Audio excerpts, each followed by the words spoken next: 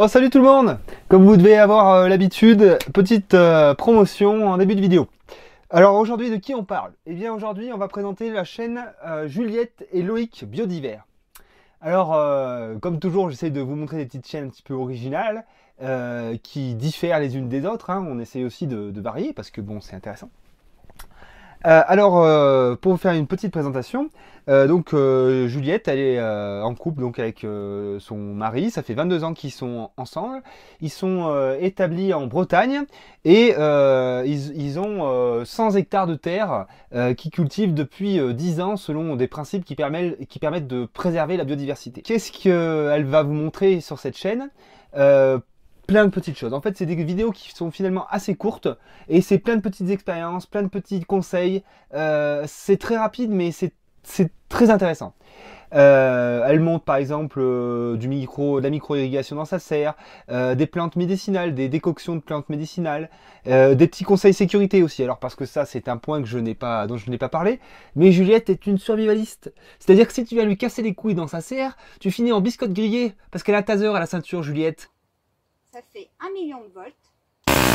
D'accord, hein? Donc voilà, donc ça c'est ce que j'ai pas dit, mais c'est un couple de survivalistes, donc il y a l'aspect défense sur lequel ils travaillent. Hein, c'est pas seulement l'autonomie, mais il y a aussi le côté, eh bien, on compose avec la nature humaine qui est parfois pas très fameuse. Je peux vous assurer que si vous vous sentez menacé, vous sortez ça devant un chien ou autre, c'est assez dissuasif. Donc ils sont, je suppose, ils sont tireurs sportifs, hein, c'est ce qu'elle me disait dans les commentaires, hein, parce que sur la vidéo là où on a une arme factice, elle me dit, ah bah chez nous les armes, c'est des vrais Coco, hein. Voilà un petit peu qui c'est Juliette, mais attention, c'est une femme qui est très très agréable, hein. Je vous dresse un tableau là, c'est pas non plus une matrone, voilà, hein.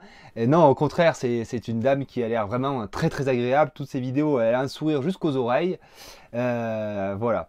Donc, plein de petites vidéos sur le potager, sur des bricolages divers et variés, des petits conseils sécurité, comme je vous disais. Allez faire un tour, allez voir ce que c'est. Si ça vous plaît, eh bien, n'hésitez pas à vous abonner. Eh bien, c'est tout pour moi. Je vous dis à bientôt et on lance la vidéo maintenant.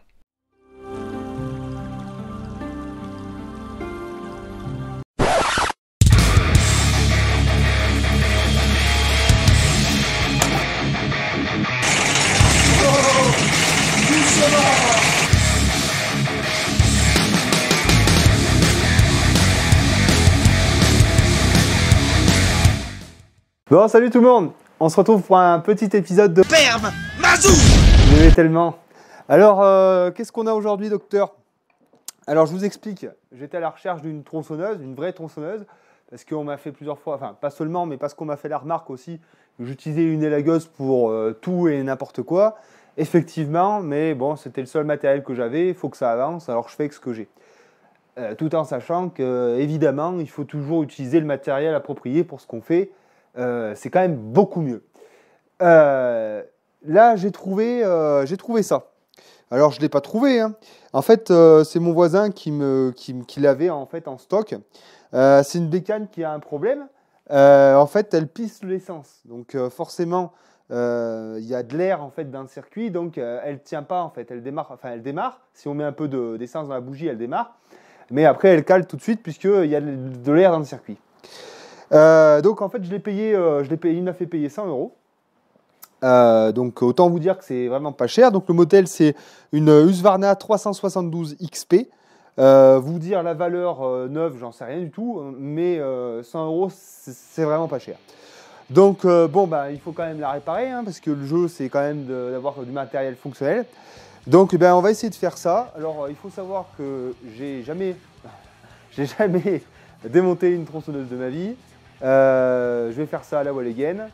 Si je suis bloqué, j'irai voir sur internet, parce que je suis sûr qu'il y en a un tas qui ont fait ça avant moi. Et puis voilà, et puis on va essayer de voir la panne, donc savoir si c'est une durite qui est débranchée, abîmée, ou bien si c'est le réservoir qui est percé. On va en profiter pour tout nettoyer, on va essayer de remettre ce matériel en fonction, et ça nous fera une tronçonneuse, donc une vraie tronçonneuse d'abattage, pour 100 €, et plus s'il y a des pièces à acheter, mais voilà. Et on regarde ça ensemble, c'est parti.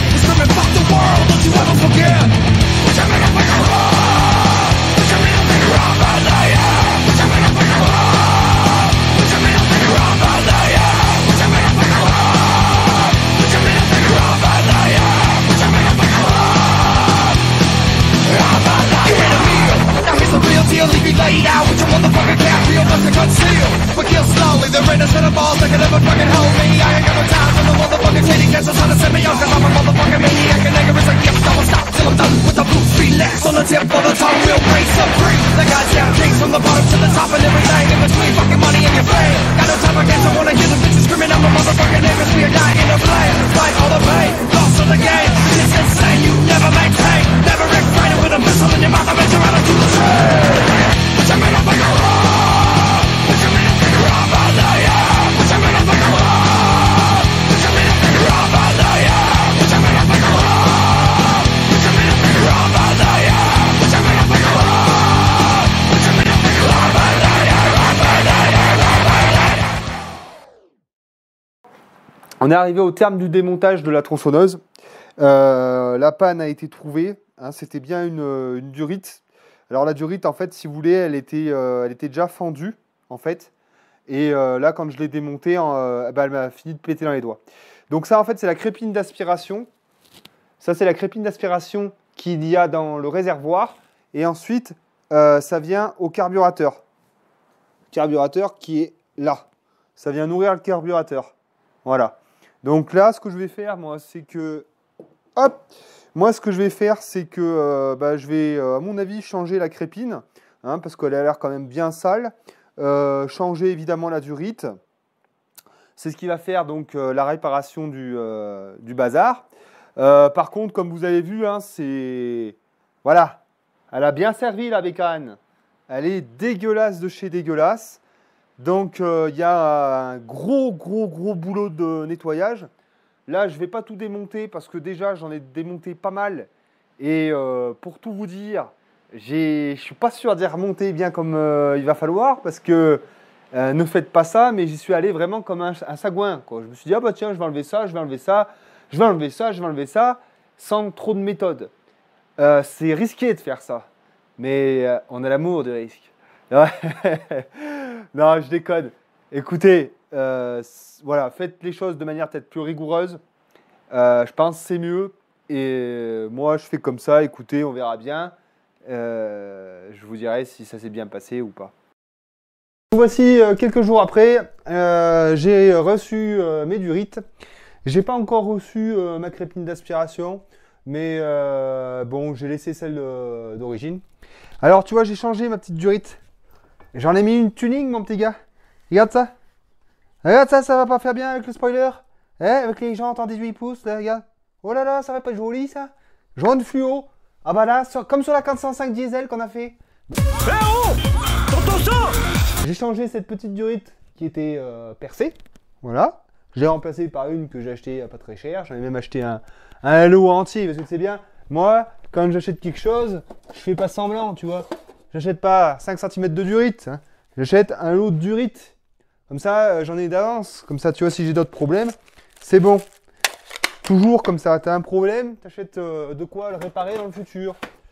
Voilà. Sinon, eh ben, après avoir changé ça, elle pétait, si tu veux, mais bon, elle calait aussi vite, quoi.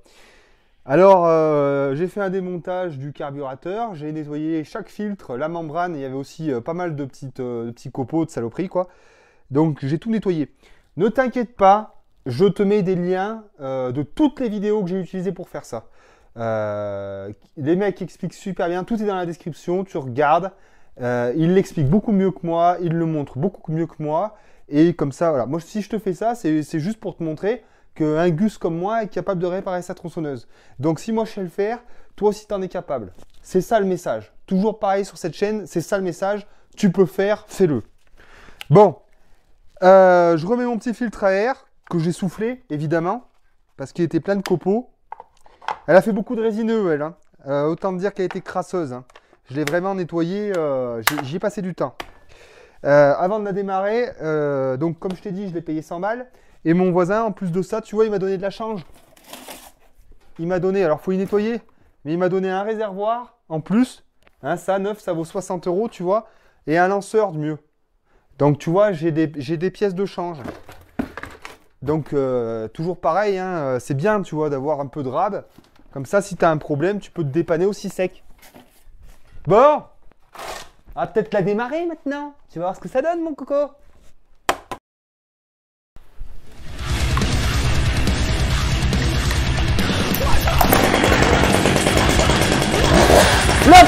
film, c'est commencé!